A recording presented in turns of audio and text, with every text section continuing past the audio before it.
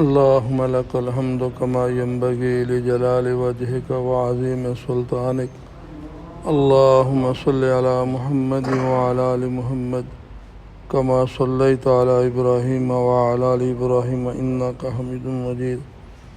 اللهم بارك على محمد وعلى آل محمد كما باركت على إبراهيم وعلى آل إبراهيم إنك حميد مجيد.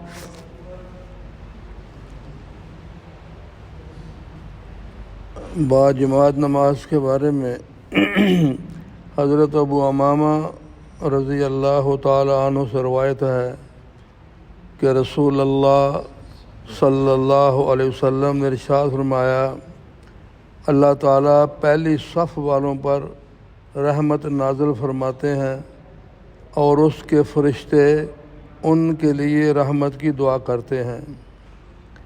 صحابہ کرام رضوان اللہ تعالی علیہم اجمعین نے عرض کیا، یا رسول اللہ صلی اللہ علیہ وسلم، کیا دوسری صف والوں کے لیے بھی یہ فضیلت ہے؟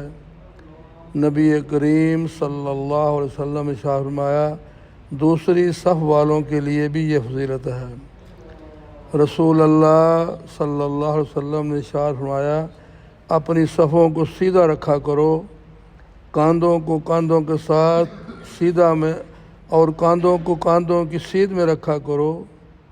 صفوں کو سیدھا رکھنے میں اپنے بھائیوں کے لیے نرم بن جایا کرو اور صفوں کے درمیان خلا کو پر کیا کرو، اس لیے کہ شیطان صفوں میں خالی جگہ دے کر تمہارے درمیان بیڑیے کے بچوں کی طرح گھس جاتا ہے۔ بھائیوں کے لیے نرم بن جانے کا مطلب یہ ہے کہ اگر کوئی صف سیدھی کرنے کے لیے تم پر ہاتھ رکھ کر آگے پیچھے ہونے کو کہے تو اس کی بات مان لیا کرو۔ کیا فرمایا بھائی کہ نماز باجماعت میں جو پہلی صف ہے اللہ تعالیٰ ان پر رحمت نازل فرماتے ہیں اور اس کے فرشتے ان کے لیے رحمت کی دعا کرتے ہیں۔ تو صحابہ نے پوچھا کہ دوسری صف؟ فرمایا ہاں، دوسری صف کی بھی یہی فضیلت ہے۔ پھر آگے کیا فرمایا کہ اپنی صفوں کو سیدھا رکھا کرو، کاندھوں کو کاندھوں کے ساتھ ملا کے رکھو اور اپنے بھائیوں کے لیے نرم بن جایا کرو۔ نرم بننے کا مقصد کیا ہے کہ کوئی بھائی کھڑا ہے نا، یہ تو دیکھا ہے نا ہم نے بھائی، چونکہ کچھ چیزیں ہم نے ایسی سنی ہوئی ہیں جو اندر نا پیوست ہو چکی ہیں کہ جی بس دائیں پاؤں کو بالکل ہلانا نہیں، یوں سمجھو جیسے کیل ٹھوک دیا گیا، بالکل ٹھیک ہے، مسئلہ یہی ہے۔ لیکن اگر آدمی کھڑا ہو گیا، صف کے درمیان خلا آ گیا، اب ایک آدمی اشارہ کرے تھوڑا ساتھ ہو جاؤ، وہ ہلتا ہی نہیں ہے، کہتا میں سنیا کہ اتوں ہلنا ہی نہیں جڑا۔ تو یہاں کیا فرمایا، اپنے بھائی کے لیے نرم بن جایا کرو۔ ابھی آپ کی کمر کو بازو کو ہاتھ لگا کے سب کو سیدھا کرے، خلا کو پر کرے تو اس کی بات مان لو۔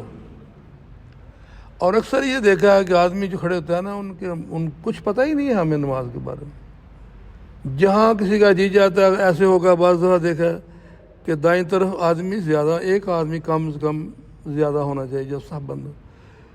دائیں بالکل خالی ہوتی ہے، بائیں والی جو ہے نا وہ آخر تک چلی جاتی ہے۔ تو یہ جو فرمایا نا کہ طالب العلم فریضۃ علی کل مسلم و مسلمہ، کہ دین کا علم حاصل کرنا ہر مرد عورت پر فرض ہے، تو یہاں یہ فرماتے علماء کہ کم از کم 24 گھنٹے کی زندگی میں اسے کیا کرنا ہے اس کے بارے اس کو علم ہونا چاہیے۔ تو ابھی کیا یہاں فرمایا، اگر تمہاری نماز درمیان جس صف کے درمیان میں خلا ہوگا تو کیا ہوگا، شیطان بیڑیے کے بچوں کی طرح بیچ میں گھس جاتا ہے۔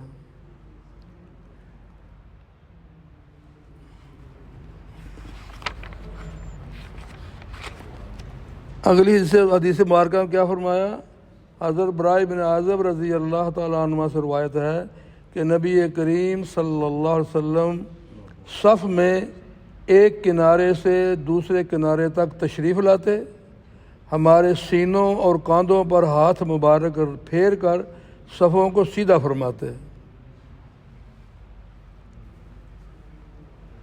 کیا فرمایا کہ نبی کریم صلی اللہ علیہ وسلم صف میں ایک کنارے سے دوسرے کنارے تک تشریف لاتے، ہمارے سینوں اور کاندھوں پر ہاتھ مبارک رکھ کر پھیر کر صفوں کو سیدھا فرماتے اور ارشاد فرماتے صفوں میں آگے پیچھے نہ رہو، اگر ایسا ہوا تو تمہارے دلوں میں ایک دوسرے سے اختلاف پیدا ہو جائے گا۔ اور فرمایا کرتے اللہ تعالیٰ اگلی صف والوں پر رحمت نازل فرمائے اور ان کے لیے فرشتے مغفرت کی دعا کرتے ہیں۔ اور ایک روایت میں یوں آتا ہے کہ اگر میری امت کو پتہ چل جائے پہلی صف کا اجر کتنا ہے تو پھر قرآن اندازی ہو یا آپس میں لڑائی جھگڑے ہوں، اگر اجر کا پتہ چل جائے۔ تو بہرحال بھائی ہمیں آج کی حدیث مبارکہ میں یہ سبق ملتا ہے کہ ہم جب آتے ہیں تو دیکھیں بھائی صف جو ہے دائیں طرف زیادہ ہے بائیں طرف زیادہ ہے، میزان بیلنس ہونا چاہیے۔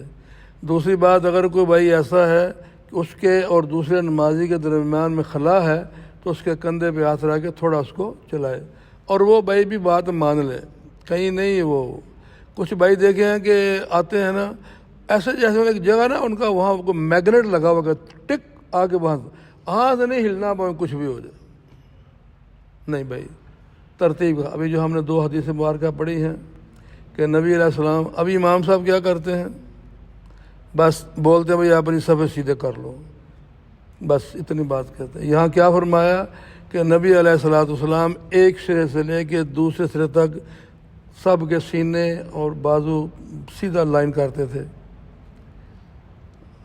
اور کیا فرمایا کہ خلا ہوگا تو شیطان بیڑیے کے بچے کی طرح بیچ میں گھس جائے گا، خلا ہوگا تمہارے دلوں میں اختلاف پیدا ہو جائے گا۔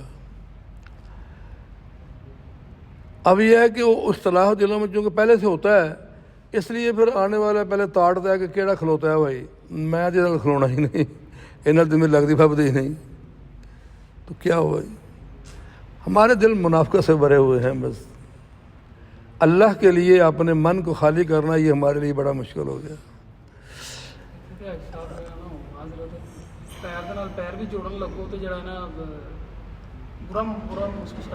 علم نہیں نا، یہاں کیا فرمایا گیا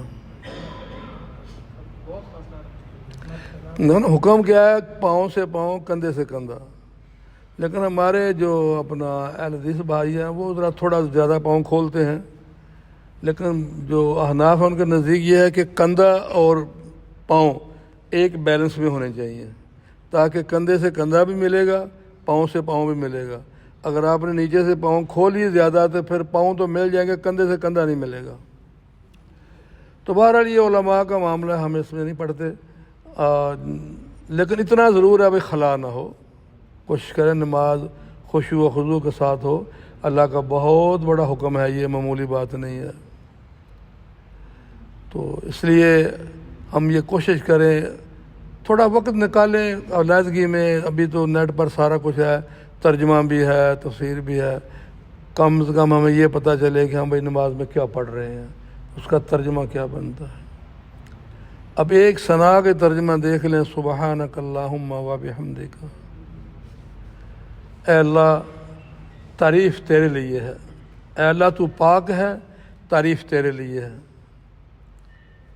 وتبارک اسمک، تیرا نام بڑا بابرکت ہے، وتعالی جدک ولا الہ، تیری ذات بلند و بالا، تیرا کوئی شریک۔ اگر یہ ترجمہ ہمارے سامنے ہو اور ہماری یہ نیت ہو کہ میں اللہ کو دیکھ رہا ہوں، اللہ کے سامنے کھڑا ہوں، اور اللہ کی ہم کس طرح بندے کی تعریف کرتے ہیں، جیسے کبھی کوئی M N A M P A کا جلسہ ہو اور جناب اس کے کینڈیڈیٹ ہار لے کے آ جائیں گے، گلدستے لے کے آ جائیں گے، کیسے بات اب کھڑے ہو جائیں گے، پھر کتنی توجہ سے بات کریں گے، کیوں؟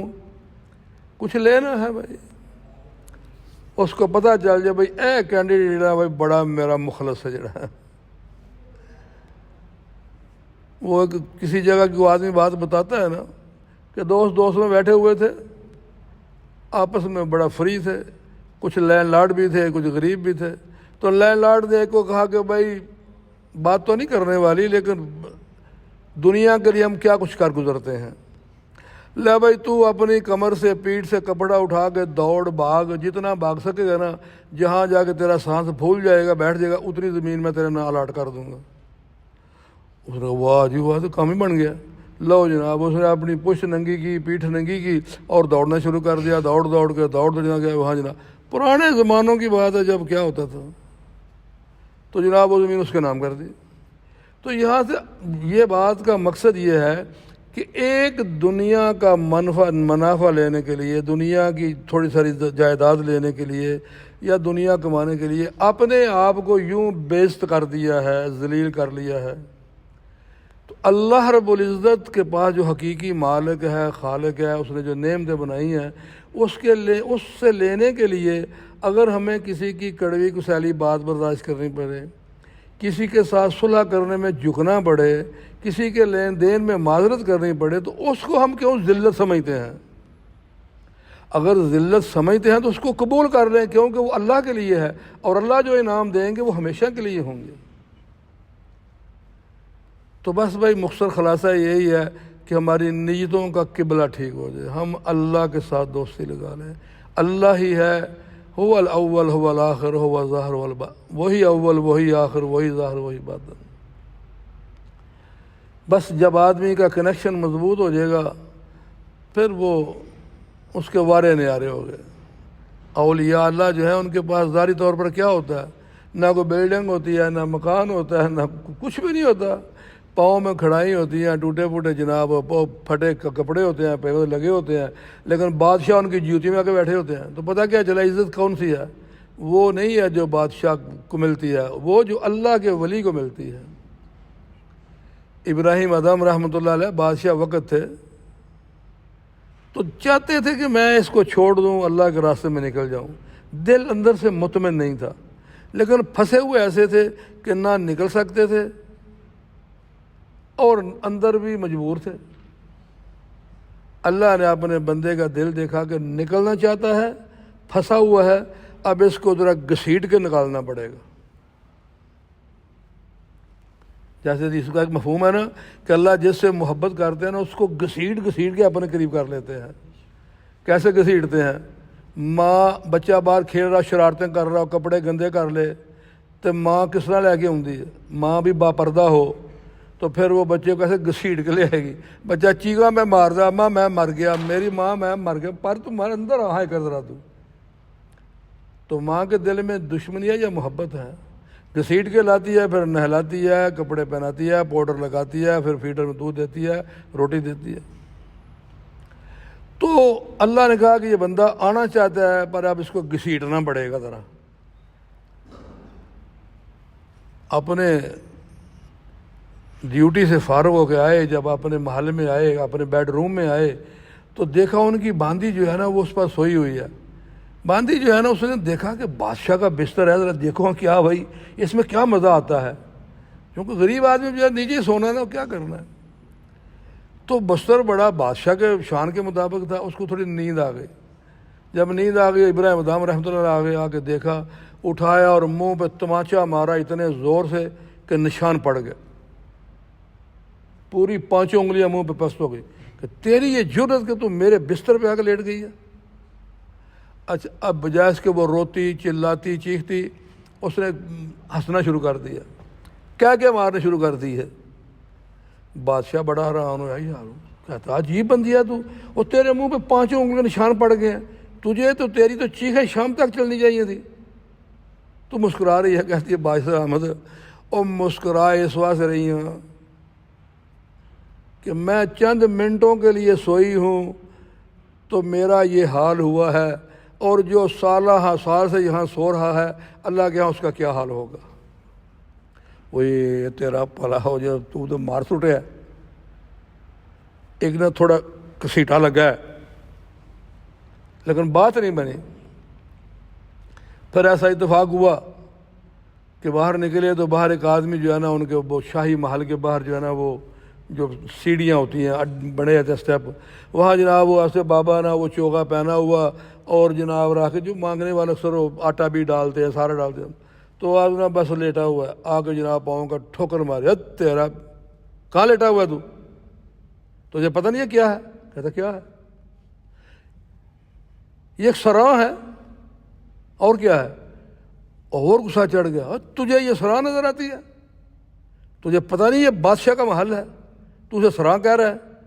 کہتا بادشاہ سلام ناراض کیوں ہوتے ہو؟ آپ سے پہلے یہاں کون تھا؟ میرے ابا حضور۔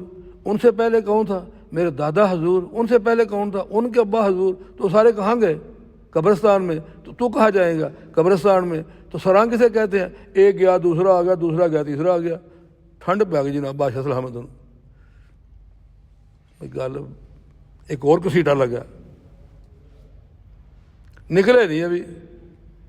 پھر ایک دن ایسا اتفاق ہوا کہ اندر لیٹے ہیں، اب بیڈ روم بیٹھے ہیں جناب، اوپر دڑم دڑم دڑم آدمی کو چلنے کی آوازیں آ رہی ہیں۔ بڑا غصہ آیا، میرے محل پر آ کون گیا ہے؟ یہ آوازیں آ رہی ہیں۔ اوپر گئے تو دیکھا جناب آدمی چل پھر رہے ہیں۔ کون ہو تم؟ کہاں سے آ گئے ہو؟ او بادشاہ سلامت، ہم نے کہاں سے آنا تھا، اصل میں ہمارے اونٹ گم ہو گئے تھے، ہم وہ تلاش کرنے کے لیے آئے ہیں۔ کہتا دماغ خراب ہے تھوڑا، عقل کی بات کرو، شاہی محل اور اونٹ۔ تو وہ کہتے ہیں تو پھر شاہی محل اور فقیری، تم بھی تو عقل کی بات کرو نا۔ بس بھائی کام بن گیا، بس یہ تیسری چوٹ لگی، چھوڑ دیا ہر چیز کو۔ پھر وقت آیا کہ دریا کنارے بیٹھے تھے، اللہ کے ذکر میں تھے، اور وہ پرانا چوگا وہ سوئی کے سی تھی کہ جناب وہ پیوند لگا کے بیٹھے، مزے جنگا۔ لوگ آگے بادشاہ سلامت، امور سلطنت صحیح طرح چلنے رہے۔ اللہ خلی، اللہ کے واسطے دوبارہ واپس آ جاؤ۔ انہوں نے اپنی سوئی دریا میں پھینکی، جو ندی نالا جو بھی تھا، تو فرماتے ہیں دریا کی مچھلیوں میری سوئی مجھے واپس لا کے دو۔ تو کئی مچھلیوں نے منہ باہر نکالا تو ان کے منہ میں سونے کی سوئی تھی۔ کہتے ہیں نہیں نہیں، جو میں نے پھینکی ہے نا وہ چاہیے۔ پھر آخر میں مچھلی نکلی، اس کے منہ میں وہ سوئی اور دھاگا۔ کہتے ہیں وہ بادشاہی اچھی کا یہ بادشاہی اچھی۔ تو کہنے کا مقصد یہ، جب آدمی اللہ کا بن جاتا ہے تو اللہ ہر چیز اس کے مطیع فرما بردار، پھر اسے دنیا کا لالچ نہیں نہ رہتا۔ کی کرنا ہے بھائی؟ جس کی نظروں میں اللہ سما جائے، جس کو اللہ اللہ کے رسول کی محبت مل جائے، اس کو دنیا کی حقیقت کیا ہو؟ کہتا ہے یہ ذلیل و رسوا، یہ کون سی چیز ہے؟ اس کو ویسے بو آنی شروع ہو جاتی ہے۔ ایک اللہ والے، ان کی بیوی فوت ہو گئی، بڑی تہجد گزار تھی، وہ بھی بڑے اللہ والے تھے، تو دعا کرتے یا اللہ میری بیوی جو ہے نا وہ جنت کے کس درجے میں ہے مجھے دکھا دے، کیونکہ بیوی تہجد گزار، قرآن کی پڑھی، یعنی ہر طرح سے۔ تو یہ بھی بڑے اللہ والے دعا کر رہے ہیں یا اللہ میری بیوی کا مجھے مقام دکھا دے، جنت میں کہاں ہے۔ ایک دن خواب، وہ کیسے ہوا پتہ چلا کہ انہوں نے کھانا پینا چھوڑ دیا تھا۔ جی حضرت کیا کھاتے ہیں؟ یار چھوڑو، نہ پوچھا کرو، لیکن آپ نہ پیتے ہیں نہ کھاتے ہیں، زندہ کیسے ہیں؟ نہیں بتاتے تھے۔ آخر بڑے قریبی دوستوں نے کہا حضرت بتانا پڑے گا۔ تو یہ دھماکے ہیں، یہ کبھی کبھی ہوتے ہیں۔ اعتراض کرنے والے میں بھی کر سکتا ہوں، یار کوئی کام دی گل کر، بندہ بھوکھیا رہ سکتا ہے، بندہ بچ سکتا ہے۔ جب اللہ کرنا چاہے سب کچھ ہو سکتا ہے۔ اب جب بڑا اصرار کیا تو پھر فرمایا انہوں نے کہ بیوی فوت ہو گئی تھی، بڑی تہجد گزار، عبادت گزار، بڑی فرما بردار، تو دعا کرتا رہا، یا اللہ جنت میں اس کا مقام دکھا دے۔ کہتے ہیں کہ دعا قبول ہوئی، جنت میں داخل ہوا، پہلا درجہ، دوسرا، تیسرا، چوتھا، جس درجے میں تھی وہ وہاں کچھ جنت کی نعمت کھا رہی تھی۔ اس نے دیکھا میرا خاوند آ گیا، میری طرف آئی تو اس نے مجھے وہ جنت کی نعمت کھلائی ہے، خواب میں ہے۔ کہتے ہیں جس دن سے جنت کی وہ نعمت کھائی ہے، دنیا کی ہر چیز سے مجھے بو آتی ہے، میں کیسے کھاؤں؟ تو جسے اللہ کے رسول کی محبت اس کے اندر پیوست ہو جائے، دنیا اس کے سامنے کچھ بھی نہیں ہے۔ پانی کر گئی مجھ کو کلندر کی وہ بات، تو جھکا جب غیر کے آگے، نہ تن تیرا نہ من۔ اللہ کے آگے جھکنے والا غیر کے آگے جھک جائے، کیا ہے یہ؟